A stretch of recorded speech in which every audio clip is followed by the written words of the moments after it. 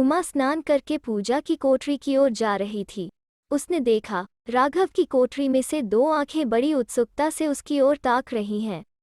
उससे रहा न गया, वो वहां जाकर बोली, क्या कहते हो राघव? राघव कांप उठा, बोला नहीं। उमा ने फिर कहा, बच्चे, हम आ गए हैं, क्या कहते हो? राघव फिर भी नहीं बोला। उसने केवल उमा की ओर देख भर लिया। उसकी आंखों में पानी उमड़ आया था। उमा कातर हुई। उसने कहा, तुम रोते हो क्यों बच्चे? इस बार राघव बोला, चाची, तुम चली जाओ, नहीं तो ताई आकर मुझे मारेगी। क्यों मारेगी? यह तो मैं नहीं जानता, राघव ने भोलेपन से कहा, पर ताई मुझे किसी से बातें करते देख लेती हैं तो मारा करती है। मेरे साथ बात करते देखकर वे नहीं मारेंगी। आओ तुम मेरे साथ चलो। नहीं चाची, हम हाथ जोड़ते हैं, तुम चली जाओ, ताई आती होगी। राघव की आंखें फिर भर आई। उमा सहसा कुछ न कह सकी। उसका हृदय राघव के लिए व्याकुल हो उठा। वो अभी इस नए घर में बहू बनकर आई है। वो न राघव को समझ पाती है, न अपनी विधवा जेठानी निरुपमा को। जिस दिन उसने ससुराल में पैर रखे थे, उसी दिन निरुपमा ने उसे समझा दिया था, बहुरानी, इस अभागे बालक को मुंह न लगाना। उमा ने सोचा था कि यह बालक अवश्य शैतान होगा, परंतु इन 4 दिनों में ही उसे मालूम हो गया कि बालक शैतान नहीं है। उसका एकमात्र अपराध यही है कि वो बिना माँ बाप का है। यह भी क्या अपराध है? उमा वहीं खड़ी खड़ी सोचती रही। उधर पूजाघर में उमा को न पाकर निरुपमा वहीं आ गई। उसने उमा को राघव की कोठरी के पास खड़े देखा। वो चिल्ला उठी, जो जानबूझकर सांप के मुंह में अंगुली डाले, उसे कौन बचा सकता है?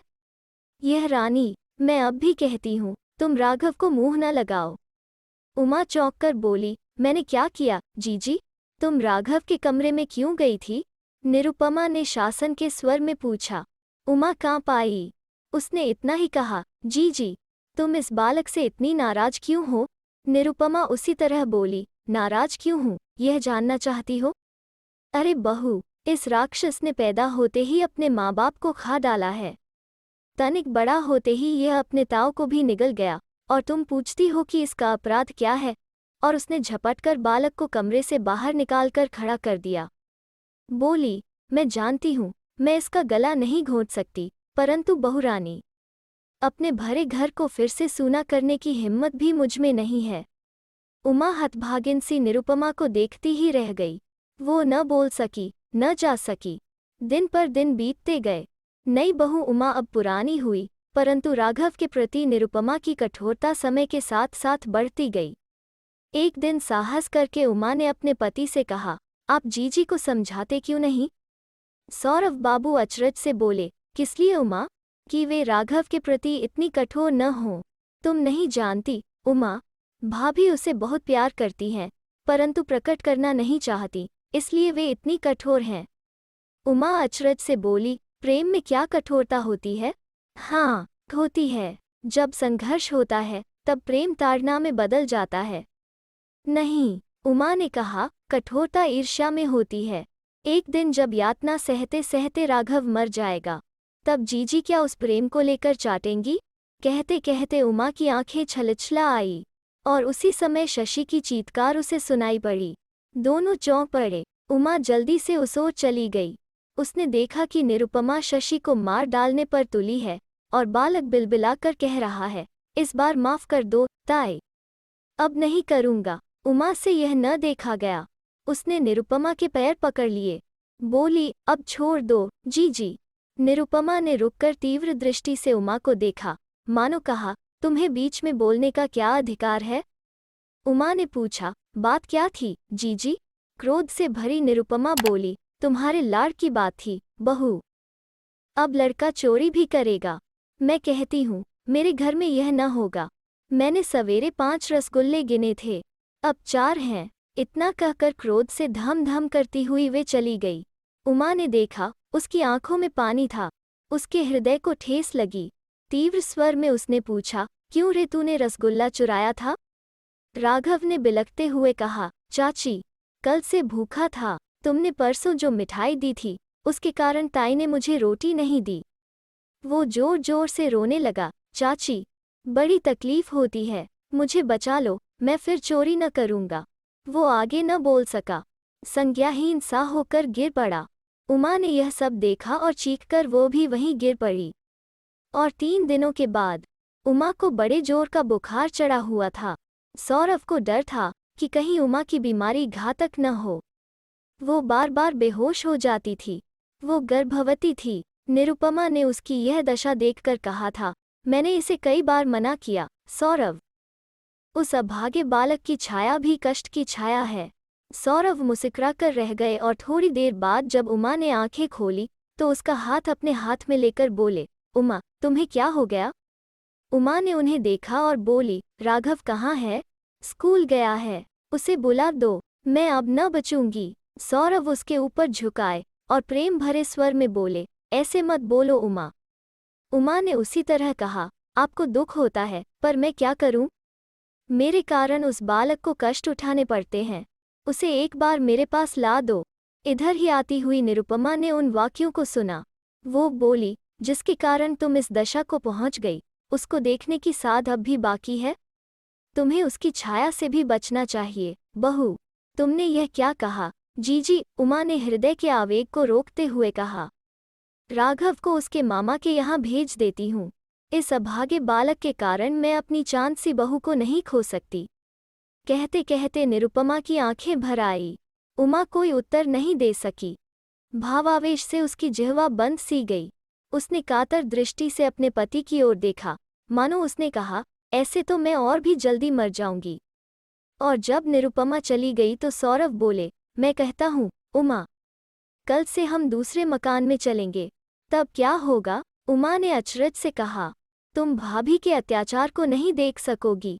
तुम कैसी बातें करती हो जी? राघव को जब भी और जहाँ भी दुख होगा तो क्या मेरी आत्मा तड़प नहीं उठेगी? उसी समय सौरभ ने खिड़की के पर्दे पर किसी की परछाई देखी। उन्हें समझते देर न लगी। उन्होंने खिड़की खोल दी। वो राघव था। सौरभ को देखकर वो शीघ्रता से लौट चला। सौरभ बोले, राघव, इधर आओ। उमा चौंककर बोली, राघव है। लेकिन राघव रुका नहीं। सौरभ ने उमा से कहा, जिसे तुम स्नेह करती हो, जिसे तुम सुखी देखना चाहती हो, उसके लिए तुम्हें यह मकान छोड़ना ही होगा। उमा बोली, त्याग इसमें क्या है? पर सोचती हूँ, क्या हम काया नहीं है? परंतु राघव के दुख का प्रधान कारण तुम हो। उमा, तुम बीच में से हट जाओगी तो भाभी इतनी कठोर न होंगी। उमा ने सोचा, अमूल्य ठीक कहते हैं। दूसरे के अधिकार की वस्तु को अपना बनाकर कौन सुखी रहा है? राघव जीजी से अलग नहीं हो सकता, और न जाने क्यों उस अभागे बालक पर मेरी इतनी ममता है। न जाने क्यों उमा का हृदय करुणा से भरने लगा। उसने कहा, यदि हमारे चले जाने से उसके कष्ट कम होते हैं तो हमें चले जाना ही होगा। उसने कह तो दिया, पर हृदय में वेदना उमड़ पड़ी और वो सिसक सिसक कर रोने लगी। उमा की गोदी में अब 1 साल का बालक था। राघव के स्कूल के रास्ते में उमा का मकान पड़ता था। उस मकान की खिड़की के पास पहुंचकर राघव रोज चाची को नमस्ते करता और छोटे अशोक से हंस हंस कर बोलता। उमा सोचती कि राघव अब प्रसन्न है। वो ठीक वक्त पर खिड़की पर आ खड़ी होती। कभी वो अंदर भी आता। उमा पूछती, क्यों राघव, कैसे हो? शशि कहता, अच्छा हूँ चाची, ताई अब मारती नहीं है। उसकी आंखें भर आती। वो मन ही मन कहती, राघव सुख से रहे, यही मुझे प्रिय है। लेकिन वो सोचती, निरुपमा ऐसी क्यों है? इसका उत्तर उसने कभी नहीं पाया। इसी बीच एक दिन उमा ने देखा कि राघव नहीं आया। उसे दुख हुआ। सोचा, शायद उसे बुखार चढ़ा होगा, पर कई दिन बीत गए। राघव को उसने नहीं देखा। वो अब पुराने घर में नहीं जा सकती थी, क्योंकि निरुपमा उसके अलग होने से बहुत क्रुद्ध थी। उसका हृदय घबरा उठा। राघव सचमुच बहुत बीमार है, लेकिन वो क्या करे? उसने सौरभ से कहा, तुम जरा उस घर में जाकर देखो तो राघव कैसा है। सौरभ ने इतना ही कहा, मैं अब वहां नहीं जा सकता। उमा क्या करे? मन मारकर उसने 2 दिन और बिता दिए, पर तीसरे दिन उससे नहीं रहा गया। उसने निरुपमा की दासी को बुलाकर पूछा, राघव अच्छा है श्यामा? श्यामा की आंखें सजल हो उठीं। उसने कहा, बहू, तुम्हारी जेठानी ने जब से जाना है कि राघव तुम्हारे पास आता है, तो उन्होंने उसका स्कूल जाना बंद कर दिया है। उसे खूब मारती है। बेचारा बालक शायद अधिक जी न सकेगा। उमा कांप उठी। सच कहती हो श्यामा? श्यामा बोली, सदा से मैं उनके साथ हूँ। वे नहीं चाहती कि राघव से कोई और परम करे। अच्छा चलो श्यामा, मैं तुम्हारे साथ चलकर जीजी से पूछूंगी कि प्रेम पर भी क्या किसी का अधिकार होता है। श्यामा बोली, नहीं। उमा ने अशोक को गोदी में उठाया और पुराने मकान में पहुंची। चौक में राघव चटाई पर लेटा था। वो उसे पहचान न सकी। उसका मुख पीला पड़ गया था। बदन की हड्डी हड्डी चमक आई थी। वो रोते रोते विह्वल हो गई। निरुपमा रसोई घर में थी। रोना सुनकर बाहर आई। उमा को देखकर उसका क्रोध उमड़ आया। चीखकर बोली, तुम यहाँ क्यों आई? उमा ने अपनी जेठानी की ओर तीव्रता से देखा। बोली, तुम्हारे अंतर में जो आग जली है उसी की भूख मिटाने आई हूँ, राक्षसी। और उसने अशोक को उठाकर उसके चरणों पर डाल दिया। आर्द्र स्वर में बोली, जी जी, इसे खाकर अपनी आग शांत कर लो और मेरा राघव मुझे दे दो। निरुपमा उस क्षण स्तंभित चकित बुद्धि बनकर रह गई, पर उमा ने उसकी ओर देखा भी नहीं। उसने राघव को गोद में उठा लिया और चल पड़ी।